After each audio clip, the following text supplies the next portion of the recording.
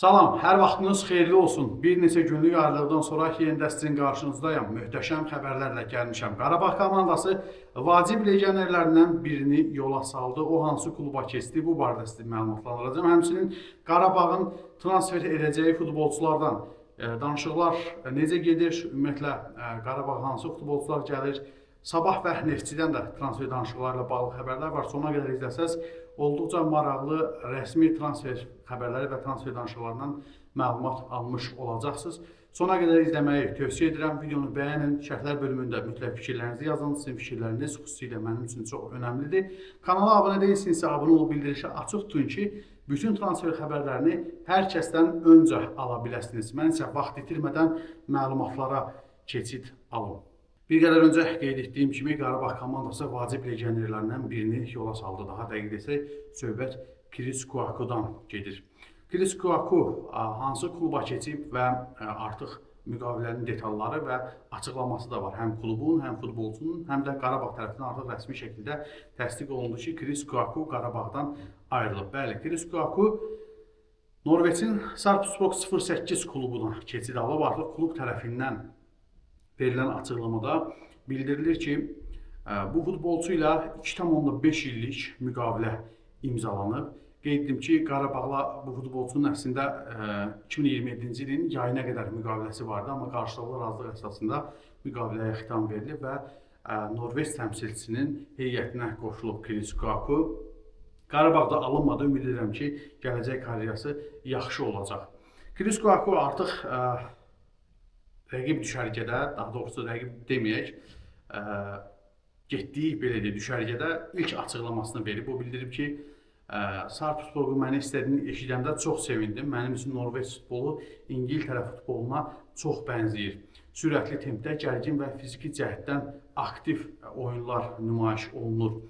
Chris deyir ki, futbolçu kimi heç vaxt yorulmaq bilmir. O bildirib ki, topu irəli aparmağı, oyunun tempini müdafiədən hücuma qədər daşımağı sevdiyini bildirib. Təbii ki, Sarpsborg azarkeşlər üçün açıqlamasında Chrisov bax belə bir açıqlama verib. Siz nə düşünürsünüz? Chris Kouakou'nun gedişi Qarabağa necə təsir göstərəcək? Fikirlərinizi şərhlər bölümündə yazın. Təbii ki, bilirəm indi hamı deyir ki, Qarabağ bir futbolçuları yola salır. Hamı transferi gözləyir, amma Nəriman getdi, ardından Chris Kouakou getdi, hələ gedəcək yenə futbolçular var, bir qədər sonra bu barədə danışacağım. Bəli, və Qarabağ komandasının təbii ki, danışıqlar apardığı futbolçular da var. Bunlar kimlərdir, bu barədə sizləri məlumatlandıracağım. Dəyərli dostlar, bir məlumatı sizin nəzərinizə çatdırmışdım, ekskluziv xəbər olaraq. Ayın 7-sində ilk olaraq Azərbaycan mediasında bu xəbəri mən sizin nəzərinizə çatdırmışdım. Mustafa Sanqarinin Qarabağa keçmə ehtimalı yüksəkdir demişdim, dəyərli dostlar, danışıqlar gedirdi. Futbolçu özü də Qarabağa keçməyə çox meyilli idi. Çünki Qarabağ bu futbolçuya daha yüksək maaş təklif etmişdi. Həm də Avrokuboklarda oynamaq şansı var idi təbii ki, futbolçunun. Qeyd etdim ki, hal-hazırda Levski komandasında 120.000 avro maaş alır. Qarabağ bu maaşın 2 qatını təklif eləmişdi və futbolçu ona görə də Qarabağa gəlməkdə istəkli idi. Amma Mustafa Sanqarinin Qarabağa keçidi baş tutacaqmı? Bu məsələ bir qədər düyünə düşüb.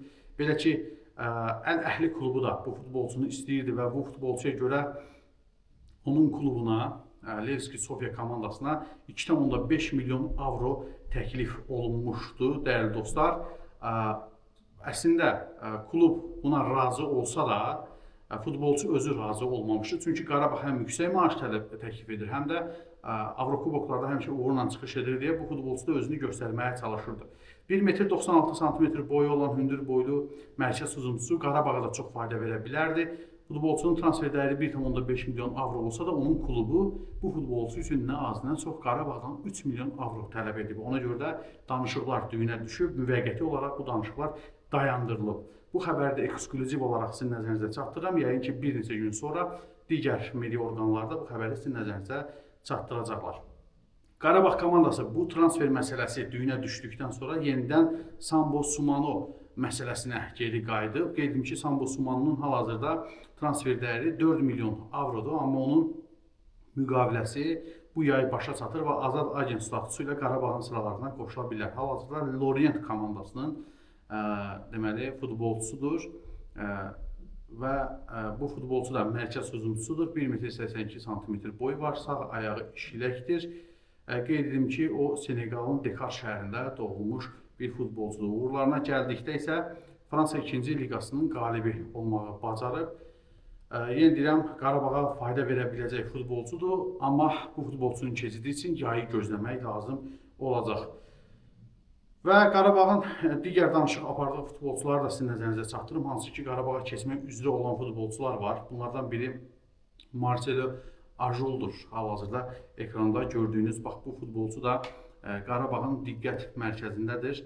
Və düzdür, futbolçunun transfer dəyəri çox aşağıdır. 100.000 avro dəyəri var.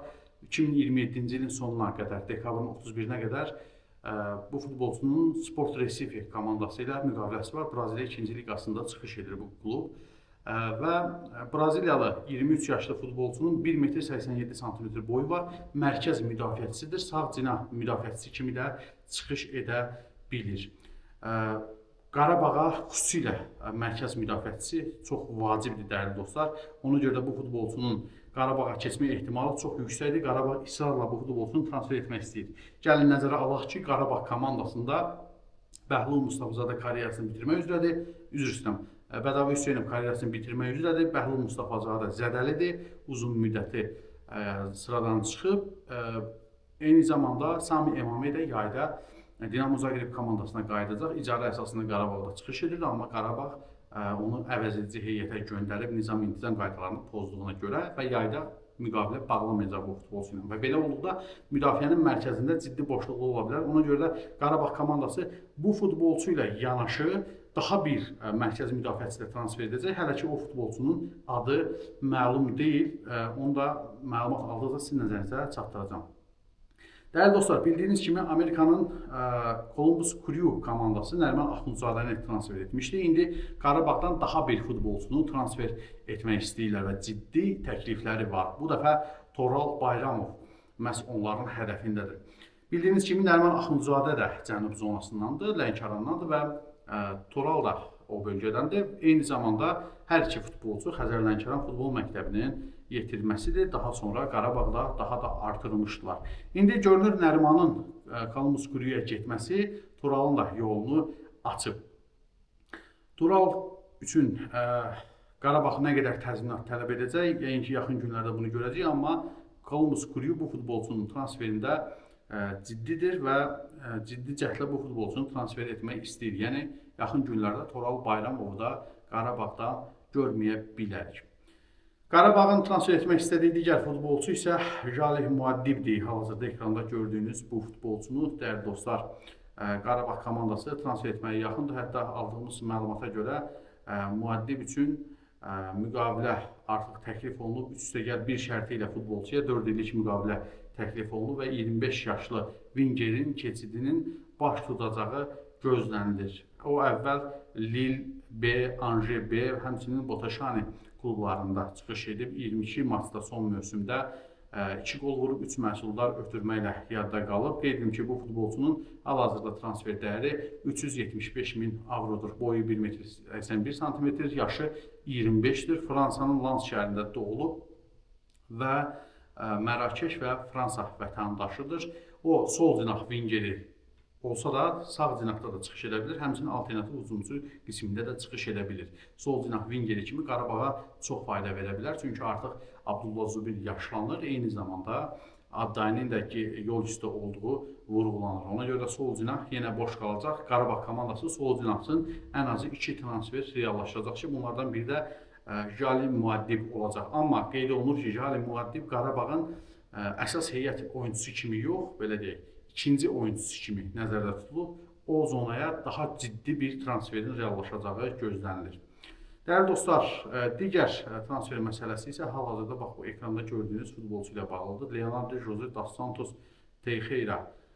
Bu futbolçu ilə danışıqlar müsbət yöndə gedir və futbolçunun qeyd edim ki, transfer dəyəri 700.000 avrodur. Fluminense Portuqaliya 2-ci liqasında çıxış edən Fluminense komandasının üzvüdür. 1 metr 77 sm boyu var. Portuqaliyanın Panela şəhərində doğulub, 26 yaş var və bu da sol cinah vingerdir və sağ cinahda da çıxış edə bilir. Qeyd etmişdim bir qədər öncə, Qarabağ komandası əsas heyət üzvü kimi bax bu futbolçunu transfer etmək istəyir. Qeyd edim ki, işlək ayağı sağ ayağıdır.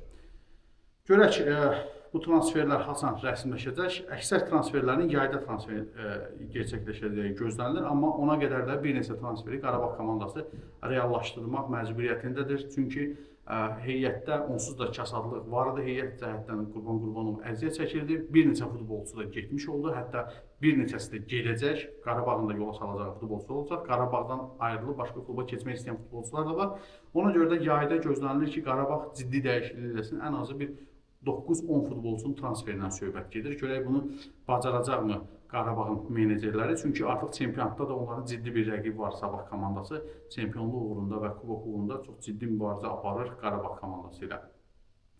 Və dəyərli dostlar, elə Sabahdan söhbət düşmüşkən, bu günlərdə xəbər yayıldı ki, Sabah Toni Mayanı, Atletico Madridin keçmiş futbolçusunu transfer edəcək. Hal-hazırda Saragossada çıxış edən bu futbolçu güya ki, Sabah komandasına keçirilir. Biz də bu məlumatı dəqiqləşdirmək üçün klubla əlaqə saxladıq, amma klub bildirdi ki, xeyr, belə bir danışıqlar ümumiyyətlə getməyib və xəbərlər hamısı yalandır. Bilmirəm, indi hansı media orqanı bunun xəbəri yaymışdı. Hər halda bax, belə bir təqzib verildi klub tərəfindən, amma Sabah komandası qış transfer pəncərəsində də, yay transfer pəncərəsində də kifayət qədər transfer etmişdi. Gözlənilir ki, yeni transferlər də etsin. Xüsusilə ölkə çempionu olsalar, Çempionlar Liqasına gedə bilsələr, heyəti daha da gücləndirməyi düşünür Sabah komandasının rəhbərliyi. Neftçidən də xəbərimiz var. Neftçi Cristian Kostini 27 nömrəli futbolçusunu yola salacaq. Qeyd edim ki, uzun müddətdir ki, Verlidu bu futbolçuya güvənib meydana buraxmır. Onun müqaviləsi yayda başa çatır. Əslində bir üstəgəl bir şərtli 2 illik müqavilə bağlanmışdır. 1 ili yayda tamam olur. Əgər futbolçunun performansı klubu razı salardırsa daha 1 il aktiv olacaqdır müqavilədə. Amma klub artıq ikinci mövsümü aktiv etmək niyyətində deyil. Ona görə də bu futbolçunu yayda yola salacaqlar. Dəyərli dostlar, bax bu da sizə çatdıracağım sonuncu xəbərdir. Düşünürəm ki, sizlər üçün də maraqlı xəbərlər oldu. Əgər bu xəbərlərin davamını eşitmək istəyirsinizsə, görmək istəyirsinizsə, onda kanalımıza abunə olub bildirişləri açıq tutun. Zəhmətimizə dəyər vermək üçün videonu bəyənin, biz də sizlərə xidmət edirik. Sadəcə like düyməsini basırsınız və şərhlər bölümündə də fikirlərinizi səmimi şəkildə yaza bilərsiniz. Ekranda gördüyünüz videolardan birini seçib izləməyi tövsiyə edirəm. Növbəti videoda görüşmək ümidi ilə sizlərlə sağollaşıram. Hələlik.